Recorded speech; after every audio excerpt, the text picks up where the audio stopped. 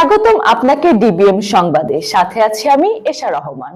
জাহাঙ্গীরনগর বিশ্ববিদ্যালয়ের নওয়াব ফয়জুন্নেসা হল থেকে মধ্যরাতে এক যুবককে আটক করেছে ছাত্রীরা। ওই যুবক বিশ্ববিদ্যালয়ের হিম উৎসব দেখতে এসেছিলেন বলে জানিয়েছেন।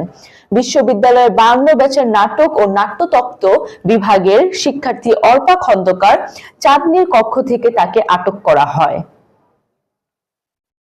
বিশ্ববিদ্যালয়ের চলমান হিম উৎসব দেখা শেষে অর্পার সহায়তা হলে প্রবেশ করেন আশরাফুল। অর্পা আশরাফুলকে হলের 3য় তলায় তার কক্ষে নিয়ে যায়।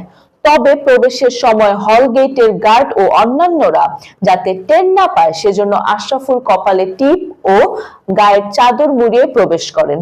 তবে ওই ছেলে কক্ষে গিয়ে চাদর খুলে ফেললে আশেপাশের কক্ষে থাকা ছাত্রীরা তাকে শনাক্ত করেন। এই ছিল আজকের সংবাদ।